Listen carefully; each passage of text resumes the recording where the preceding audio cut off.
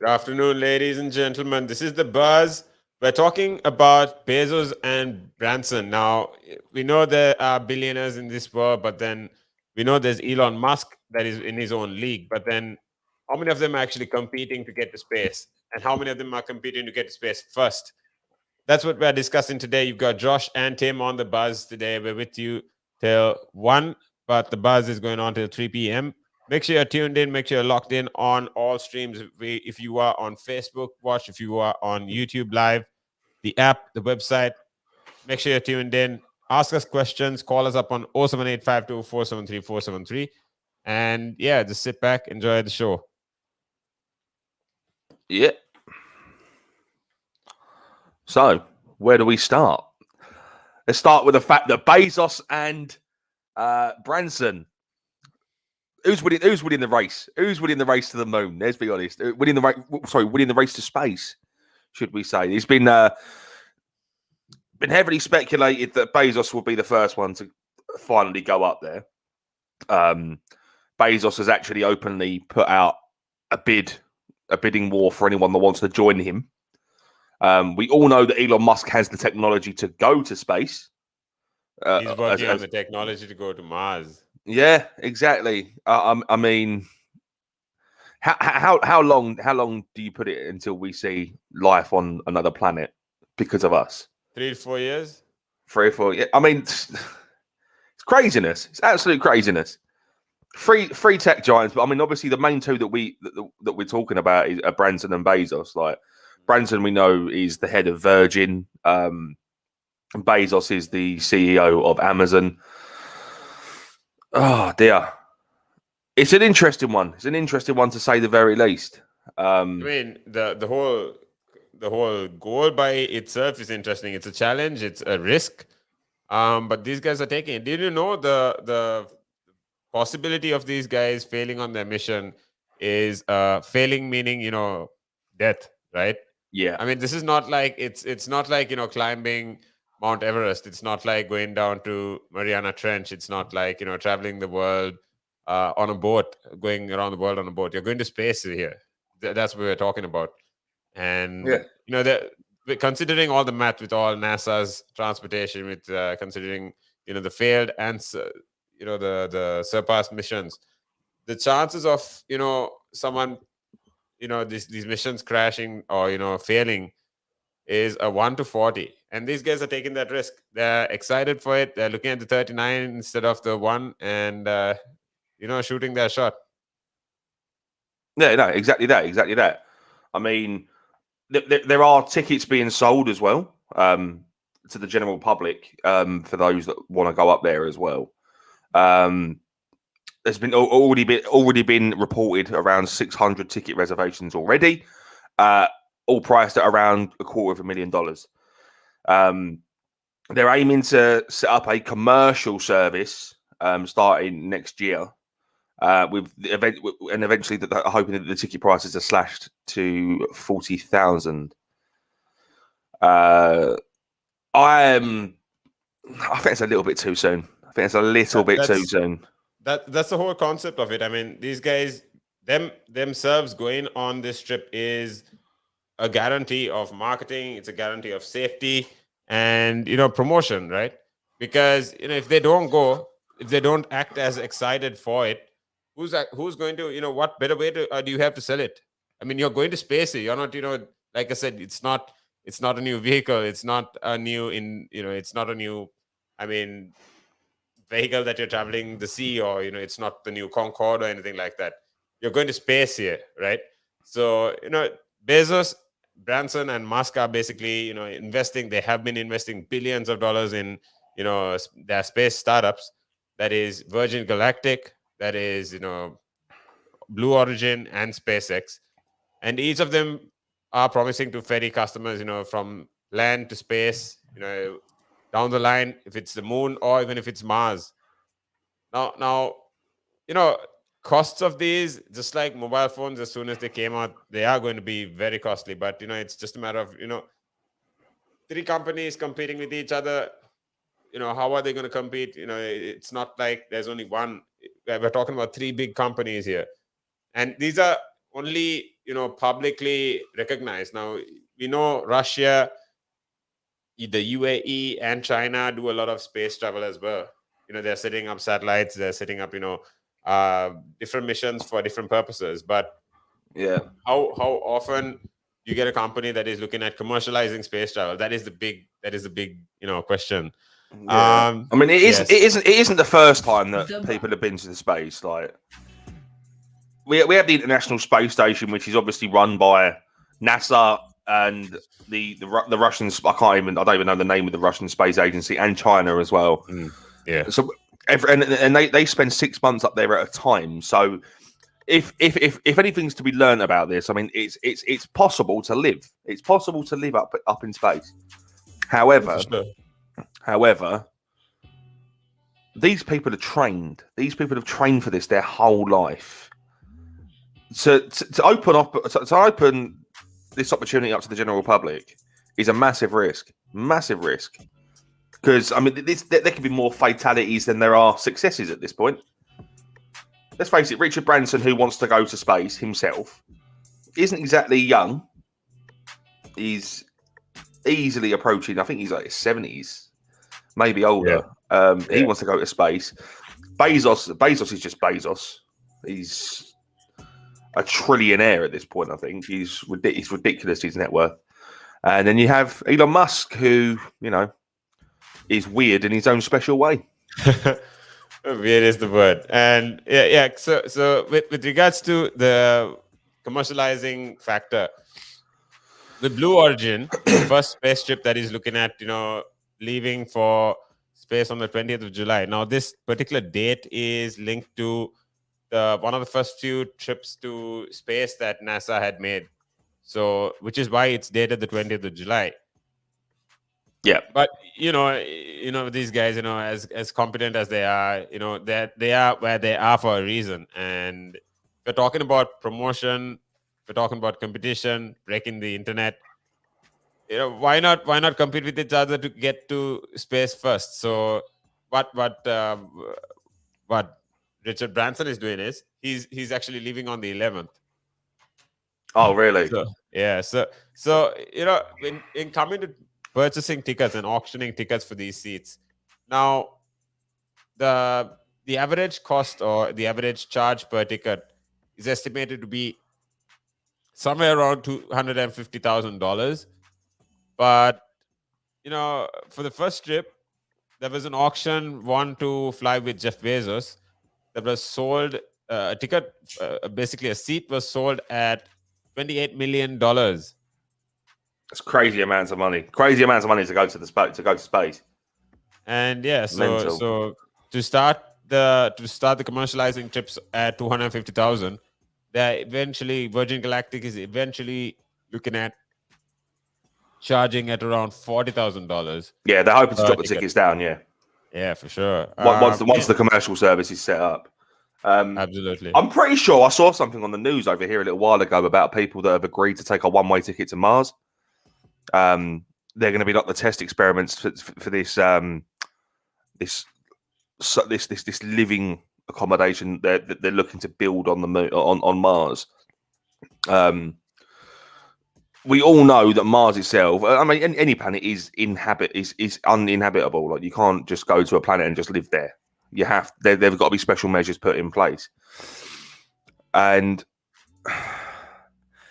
yeah, I mean, this is risky. It's risky, but if they pull this off, just imagine like the kind of stuff that we're going to see in the future. No, you did say Elon Musk is weird. I agree with that.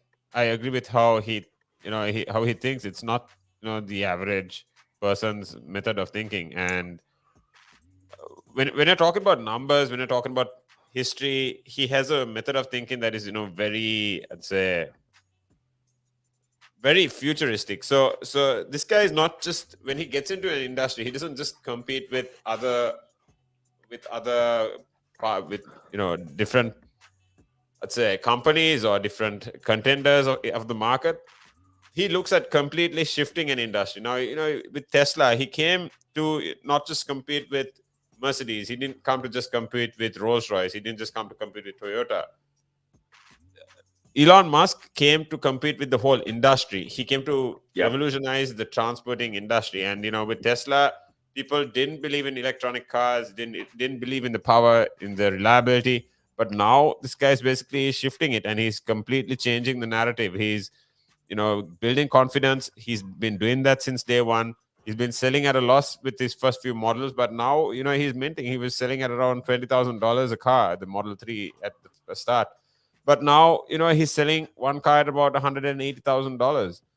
Now, when you're talking about these trips, for example, when you're talking about the space travel conversation as a whole, I'll be coming back into this, but to basically break down what his thought process is, why he thinks like this, why he has even come up with the concept of people moving to Mars.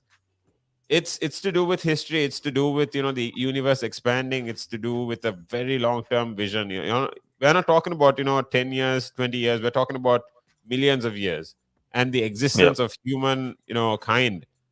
So Mars is definitely not inhabitable at the moment, but it will be at a point where that if there's ability to have water there, there's ability to grow plants there. That means that's all that you need. If there's oxygen there, so what Elon basically says is that you need to nuke Mars.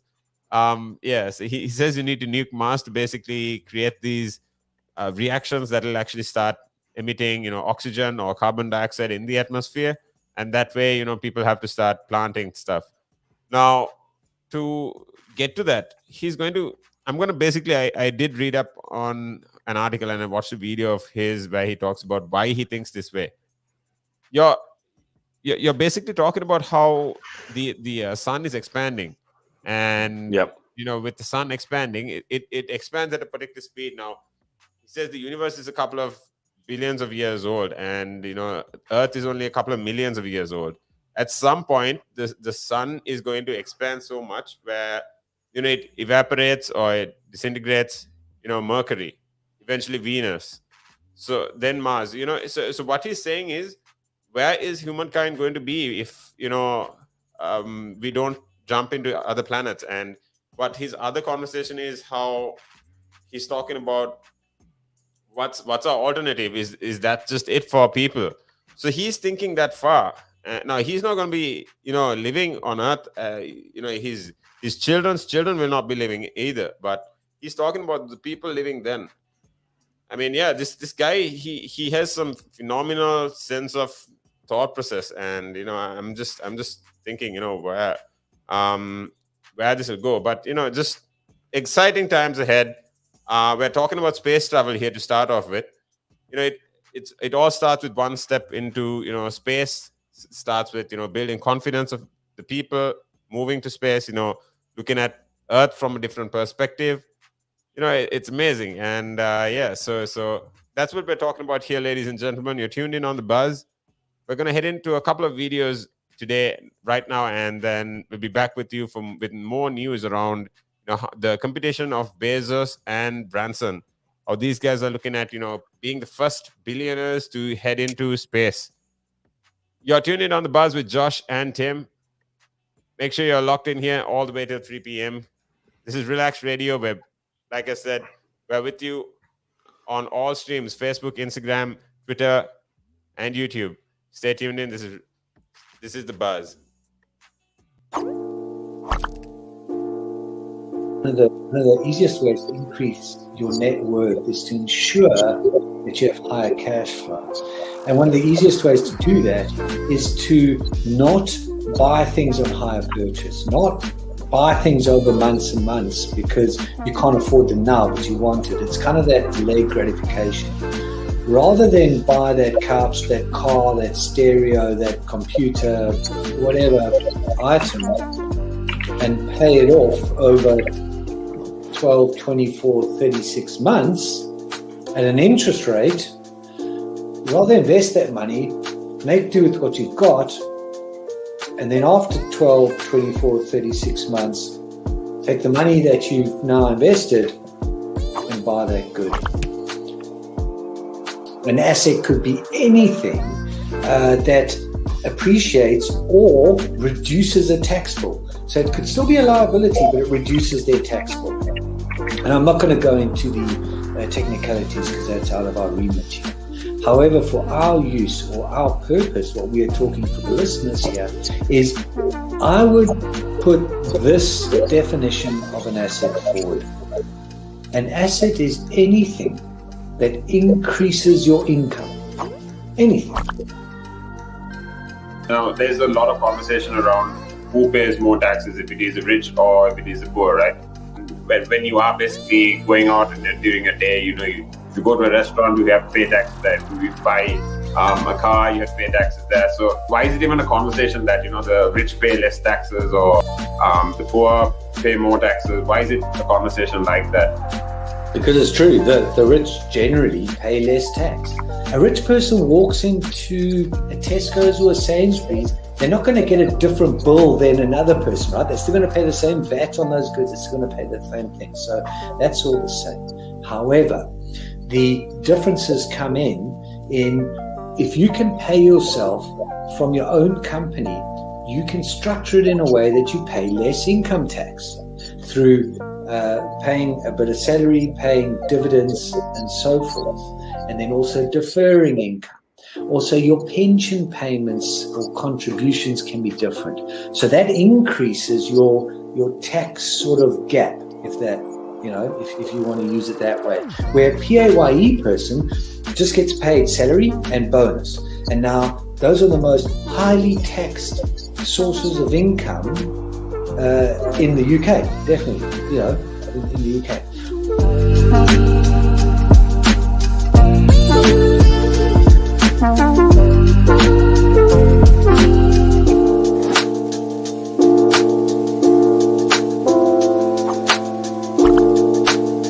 Again.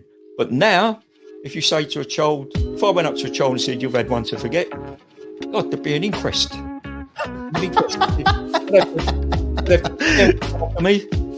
Why did you reject my son? Well, I haven't rejected your son. I want to talk about, how the generation gap, how much has changed, especially when you check the youth nowadays in comparison, to people back in the day. I'd say when I was younger, it was more disciplined. Not now. In comparison to now. Not at all. Not now. The way things are nowadays, the younger generation, you seem that they can't accept the word no. If that makes sense. They can't accept rejection, essentially, is all you're trying to say. Yeah, they can't accept the word no. So if you how did I do? Or you didn't do very well, and they get upset. And when I was a youngster, my father used to say to me, because I used to be sport mad when I was very young, well, I still am sport mad, but like participating in different sports. And if I had a bad game, for example, he'd say to me, you had one to forget. That's it. Yeah, that sounds like a smart guy. I mean, yeah, that's the real fact of the matter, yeah. He'd say to me, you had one to forget. Get over it. And that was it. So I dust myself down and do it again. But now, if you say to a child, if I went up to a child and said, you've had one to forget, God, there'd be an inquest.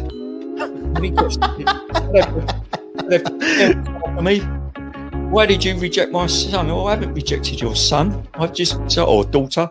I've just told them that they need to buck their ideas up. That's the truth right there. I mean, if you think about it, if you check the generations, like right now in the US as well, I've seen a lot of these things as well. In the UK, you get medals for participation. But what's the point? What are you trying to? Yeah, what's the point? Either you win or you lose. People are so afraid to put that whole notion of losing. When it comes to right now, the generation gap is just crazy. How much a lot has changed. Social media has taken control of our lives, and we don't even realize it anymore. We're crippled because of it. That's absolutely right, Nick. Because, as you said, nowadays it seems that you get rewarded for failure. For the life of me, Nick, I can't get my head around that. Perhaps I'm just getting old and morbid. I don't know. I just can't get my head around how you could be rewarded for failure.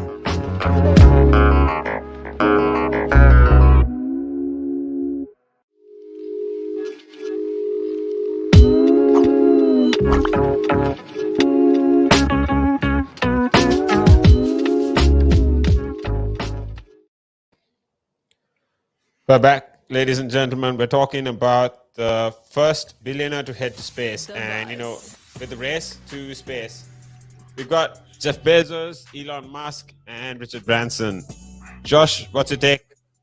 Where do you think this is going to take us? I think the possibilities are endless of where it's going to take us. To be fair, I think it's going to be it's a whole different industry that's opening up, and it's going to be something that, if made affordable, that the whole world's going to be interested in. And obviously, at the moment, you have to sort of remortgage your house 3 times over to afford to be able to go. But in the future, it's definitely an industry that we can see becoming a mainstream thing. I want to touch on the spacecraft that they're using as well. Obviously, we know that you got Virgin Galactic space plane, which can hold up to 6, but it can hold 6 passengers, 2 crew, and 4 passengers. 6 passengers. Yeah. Blue Origin's craft. It can take 6 passengers and it flies by itself, so it's controlled from a control center. And then the SpaceX Dragon capsule is capable of carrying up to 7 people. So in terms of capacity, Elon Musk is winning this race so far. Virgin, in terms of how long it's going to take, Virgin Galactic they're boasting that their flight time is around 90 minutes from takeoff to landing. When they say landing, I don't know if that's the moon or whatever. And then Blue Origin's capsule flight is around 10 minutes after separation. Obviously, that one's going to separate, and you'll be running a pod. And then the SpaceX missions are expected to last 3 or 4 days. So I think in terms of the race so far, from what there is to offer, it definitely looks as if SpaceX and Elon Musk are currently winning the race. But we already knew that was going to be a case anyway, because Elon Musk is renowned for his spacecraft going into space, whereas Richard Branson and Jeff Bezos, not necessarily. Not necessarily, exactly. Like, the long term, when you look at the long term, the news is primarily been on Elon Musk, right? Yeah. I mean, Elon Musk is the space god, as we all like to call him. I'm convinced the guy's a time traveler. Like he isn't on this planet, mate. He's from a different. So many people are convinced he's an alien. Yeah, he's from a different planet completely. I mean, you've only got to take a look at the name of his child to realise that he ain't normal. I think he's brilliant. Don't get me wrong, and I think he's really smart. He's really clever. He's borderline genius, I think. But yeah, this is it's an interesting story, and it's developing more and more every day. Now, but when you spoke about the costs, when you spoke about people getting interested in going, I'm sure, I mean, at least 80% of people on Earth would be keen on traveling to space, without a doubt. That's, this is pretty much the most phenomenal experience, I think, created by man so far. Oh, 100%. When it comes to the point where, like the fact that they're charged at 250,000, just hang on for a sec. You can, but when it comes to the 40,000, we'll definitely see a rise in numbers. I think there will be a number of people, that will wait for about a year or 2 just to build that confidence to head up there. Yeah, I mean, we know that it's possible. It's been done before, but in terms, with every success, there is a failure, and there have been multiple failures of rockets exploding halfway to on its path. Spacecraft failing to take off and exploding on the docks at NASA. There's cases. It's like everything. The risks. I think at the moment the risks outweigh the rewards, and it's going to take a lot of engineering and a lot of science to make this viably safe going forward. That there is going to be no such thing as failure. Like you said. You need to consider the failure rate. I'm not saying there will not be any failure. There sure will be. I mean, regardless of which industry, right? Regardless of which, if it is the F1, how many millions or billions of dollars are put into that, per team. and they still have crashes. At the end of the day, it's people controlling things, and with human error or with natural, I wouldn't say disasters, but uncontrollable factors, there are going to be mistakes. Now, I also did speak about a 1 to 40 ratio in terms of failure rate. Yeah. So, that's basically saying that for every 40 rockets that head to space, there's going to be one that, isn't successful. You best hope you ain't on that 40th flight then. Yeah, man. I mean, that's exactly why people will be waiting for a word in terms of, safety or guarantee in terms of how many people. There will be so many competitions. There will be so much of marketing going on. And I mean, just to get a hold of, each other from, Blue Origin or, SpaceX, that's going to be the competition down the line. Yeah. I mean, the designs of these spacecraft are ridiculous. The only one that doesn't have a reusable element is the Blue Origins one. It's got no element at all. It's shot up into space by a rocket, and it separates.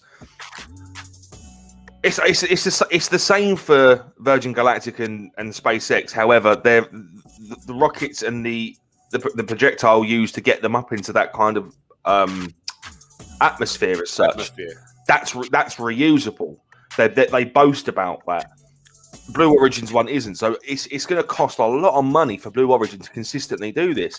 And it's reported that Bezos has come out and said that he will sell around $1 billion in Amazon stock annually, so every year, to fund it. I mean, he's been cashing out on at least, last year and this year, I'm pretty sure he cashed out at least $15 billion of Amazon stock. I mean, reasons are untold. We know, I mean, it's all his right. It's all his choices to make. And no one can really say anything against that. But, possibility is that, he's been dumping it on Blue Origin. Yeah. Well, that and the fact he's lost half of it in his divorce settlement as well. We know that. That's a public story. It's more a case of, in the long term, is it financially viable for Jeff Bezos to do this, or is this going to be like a one and done kind of thing? I mean, they are going to have to innovate. I mean, he, for one, is popular for, hiring from companies that are experienced, just like Apple is hiring engineers from Tesla. When Elon Musk was asked if he thinks if Apple is inventing a car, what Elon's response was that, it's hard to hide that secret. When, a company like Apple is hiring, tens of people, tens of top engineers from his company or, other companies to, design a car. So just like that, Jeff Bezos is, taking people. So they will come up with the product. They will come up with, the innovative side of it, because we know Jeff, for one, is very competent with Elon, regardless of how much they might, seem to not care about each other, because Jeff, for one, is investing in another startup called Rivian. Now, this is, pickup trucks, and it's also electric. It's, Rivian is also supposed to, integrate with Amazon in terms of deliveries. It's pretty cool. It's basically like the next, it looks like, the Hilux. You have so many components in it that are, integrated with electricity. You have a drawer that comes out if you want that feature. If you're basically a surfer, you can have a drawer, an empty drawer, so you can keep your surfboards and things in that. Crazy. And this drawer, by the way, is just in between the rear door and the rear wheel. So it's there. It comes out from the side. If you want to, you can get a stove to come out if you're a camper. You have so many options like that. So, you should check it out. It's Rivian, and, it's spelled Rivian. And, so when coming to the competition again, I'm confident Jeff Bezos will, eventually design, or Blue Origin will eventually design a truck, not a truck, but then, a reusable, at least some component, at least just like you said, the pods. that are Yeah. reused when it comes to SpaceX or when it comes to Virgin Galactic. I'm confident this guy will come up with something. Oh, he's got to, isn't he? He's got to. He's got to put his money where his mouth is now. He said that he's going to do it, and if he's got the money to do it. Let's not get it wrong, but when is the question? In terms of the race, I think Bezos is losing this one. I think he is. Financially, it's going to cost him a lot more than what it's going to cost Elon Musk and Richard Branson. I mean, Richard Branson's already halfway there. He's already run one of the most successful aircraft lines or aircraft businesses in the world. I mean, it wouldn't be financially, practical at all. And this guy, the person he is, he needs to have a sense of financial literacy and respect for money. I'm pretty sure he is looking at, what's the word? Utilizing or profiting off this investment, because going to space is not the simplest thing. I mean, you're talking about billions of dollars of investment. You're not just going to do it for one time or 10-time trip for that matter. The fact that he has auctioned off one seat, winning $28 million, that alone sets his bar for how much people are willing to pay for this, right? And I mean, so just like you said, it's just a matter of time till we find out where people are gonna start investing. We'll actually start with so Virgin Galactic will be actually streaming all this on the 11th. If you want to watch this, and I mean, I'll definitely be interested in that. Definitely, sure. But it depends when it is, because obviously on the 11th of July we have the all important European Cup final, England versus Italy. So it depends when they conflict. You see, it depends when they conflict.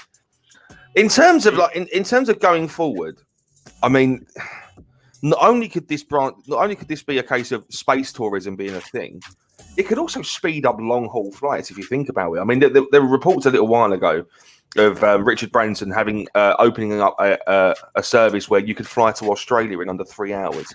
Where times it would shoot you up into space, you'd glide along, and then you'd plummet straight back down, but into Australia. So you could be in Australia within 3 hours. Whereas from the UK so far, it takes about 24 hours. But there we go. Yeah. I think it's about we go for a short break. So.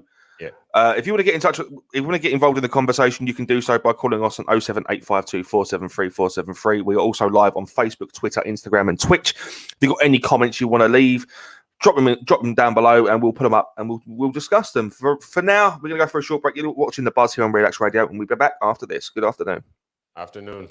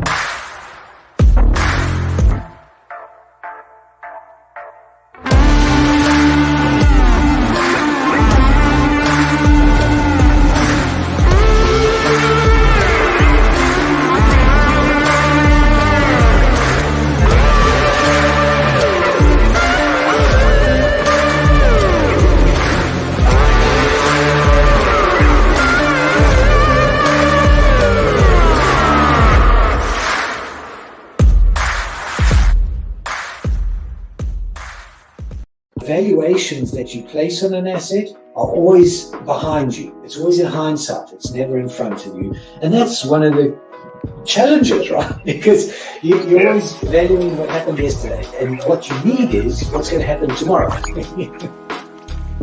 What am I saving or investing for? Why am I doing it? When will I need the money? And how much money do I need? Yeah. So that's quite important, because when you're looking at your net worth, you got to start with saying, well, what do I want my net worth to be, so that there's a goal, and then work backwards. How do I get there? And if I can start with £50 or $50 a week, if I save that every week, and you can go online and use calculators online. I don't have to teach you the maths behind it, but you can say, okay, and if I get a 3% return and I put this away for how long will it take to reach my goal? And that's called just this basic cash flow projection calculations. And it's what we use in financial planning all the time. What we say to clients is we say, okay, what is your goal? What is your objective? Where do you want to go to?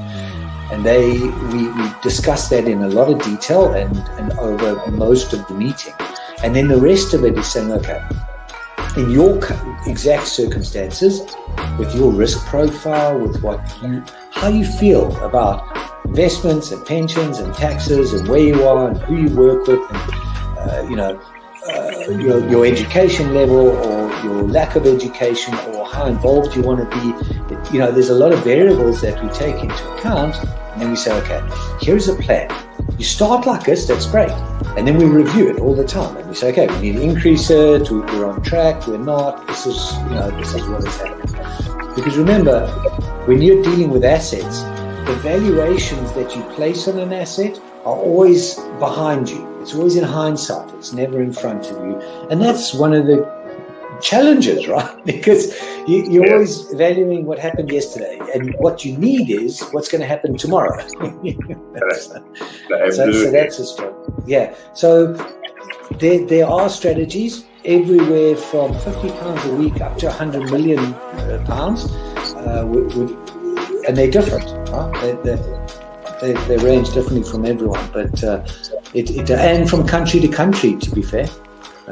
Different countries have different tax laws, so different vehicles. But from your point of view, at the sort of normal end, I'm not going to call it the low end because I'm in that boat as well. It's as tax efficient as you can get it. That's where you start. You use all the tax efficiencies, and then you step up into different things.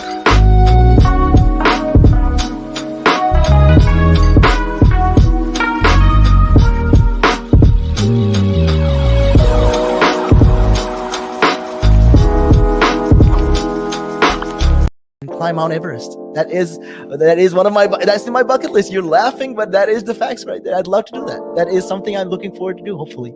Climb Everest. Mount Everest. I mean, okay, not the very tip of Mount Everest, maybe the base camp at least. You're talking about mental health. Well, if you went out and got some exercise in the fresh air, that would improve your mental health. It will make you feel better. That's true. That is true. I wholeheartedly agree. But then for some people, it's how do you find the motivation to, especially when it comes to riding a bicycle, to do it again and again and again and again? It's a cycle that you have to be used to. How do you do it? What makes you wake up in the morning and decide, hey, I'm going to pick my bike up today. I'm going to cycle. What makes you want to do that? What makes me want to do that? Yeah. What do you like? What could you give listeners, like people listening in right now? What kind of tip could you give them? Well, the first tip I would give them, if you haven't tried it before, try it. It can open up new horizons. It'll make you fitter. It will definitely make you fitter. Cycling is one of the best forms of aerobic exercise you can do.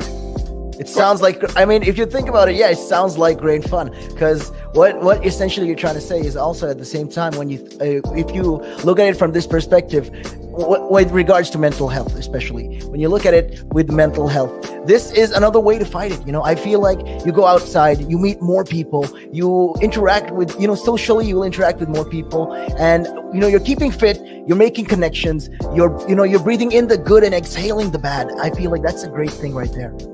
Absolutely. Yeah, You got a better way with words than I have, I'll tell you. But you're quite right. What you say there, you're quite. I mean, right. I've been doing this for quite some time. I mean, hey, you'll get the hang of it.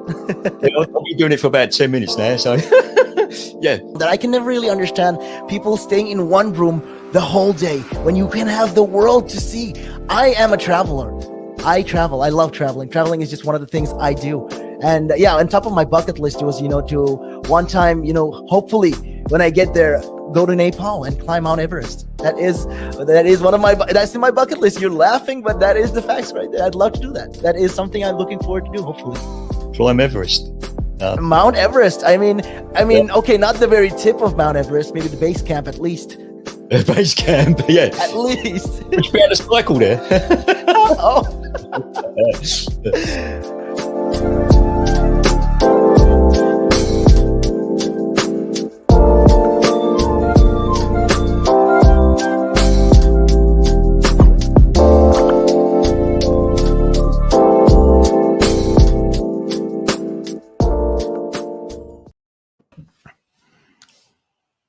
Welcome back to the Buzz here on Relaks Radio, where we are discussing the space race between Richard Branson, Jeff Bezos, and Elon Musk. We're in the final talk segment of this hour.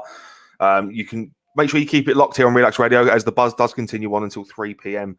with Tim. I won't be here after this next talk segment, but I will be back tomorrow from 11 a.m. where for the final whistle, where we talk all things football. And it's going to be a big one. It's going to be a big show. That's tomorrow. That's from 11 a.m. to 1 p.m. What have you got talking there? What have you got? Well, tomorrow we're going to be discussing England's path to the European Cup final. Obviously, it's the first Cup final in 55 years that England have reached. Talks of an emergency bank holiday being set up by Boris Johnson if England do go on to win. And obviously, the biggest underachievers in the tournament so far. I saw I saw a picture of this guy this British dude that had basically donated stem cells to afford tickets to go to the finals. I don't know. There's some hype there. Well, some of the tickets are going for ridiculous amounts of money. Like they're going for like $3,500. Absolutely. But yeah, so to come to the conversation around the race to space. The space race. Now, Virgin Galactic have not yet released any timing milestones of the flight, right? Now, there is a lot of, promotion going on social media. They're promoting this on an amazing level. Like they want, like, this is basically the inauguration of, space travel for the whole company, right? It's basically the launch of a new product. So launch of a new industry. It's not just a new product; it's a new industry. Space tourism. Absolutely. Space and they're going tourism. big. Wow. They're going big. They, just to bring up the space race conversation, they're coming up with so many, broadcasts, so many links, so many, the insight of what the trip is going to be like. Just talking about the design of the spaceship, there's the just like in an aeroplane, in an usual aeroplane, you have the windows on the sides, but this you have on top as well. You're getting a whole 360 view of what it's going to be. If you think about it, when you fly, you're going directly upwards. You're not on your side. When you go to space, you're going straight up. You're not flying like that. So it wouldn't be beneficial for windows to be on the sides because all you see is you just going up like that. So it's basically going to be rotating while you're in space, while you're in the stratosphere. Yeah, and the thing is, you won't know about it because there's no gravity. Absolutely. So the trainings basically go on for about a month before the flight. So these guys have been training for weeks now, in terms of your underwater testing, just to get you used to G-force test as well. Pressure. Yeah. So external stress, things like that. Now this is actually a crew of scientists and the pilots, the research and development team. This is definitely a marketing tool as well that they're doing, but to charge tickets as high as 200,000, 250,000 to start off with, and then eventually, like they promised, come down to $40,000. that's a challenge there. That's a challenge. You know, I mean, if you're still considering- going to have to sell one of your organs on the black market to afford to go. But it's like I said, it's a different industry, isn't it? Yeah, absolutely.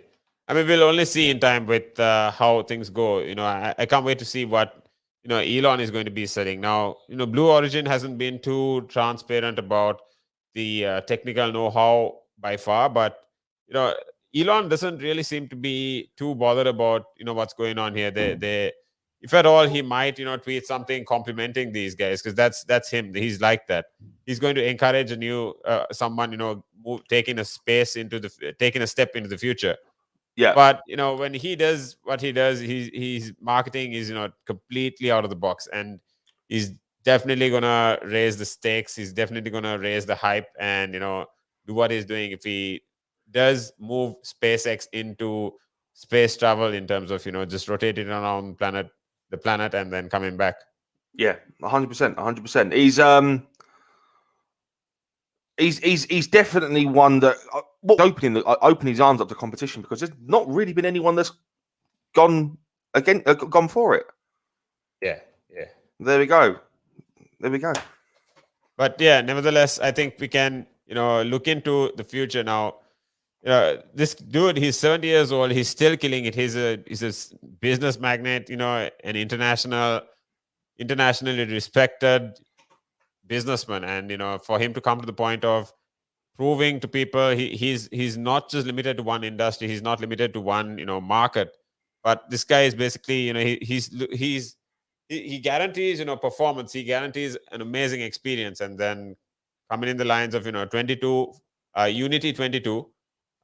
This should be a crewed space flight that will actually be moving, you know, with a dozen people, and they're looking at moving down 700 people onto the waiting list, as you know, Virgin Galactic says. Now, this is going to build so much of legitimacy, reliability, you know, confidence. I can't wait to see where this goes. I can't. It's definitely going to be one to watch. Yeah, 100%. So if you're interested in conversations like this, make sure you're tuned in to Relaks Radio. We're talking about everything business, tech, entrepreneurship. You know, if you feel like there's anything that you want to address, comment on this video below. You can share this video with your friends that are interested in space travel as well. You know, call us up. That the number is 07852 473 473. You can always reach us. We're on the buzz. The buzz is from Monday to Friday, 12 to 3 p.m. Also, make sure you tune in to the final whistle. That's tomorrow from 11 to 1. This is Relaks Radio. Good afternoon. Good afternoon.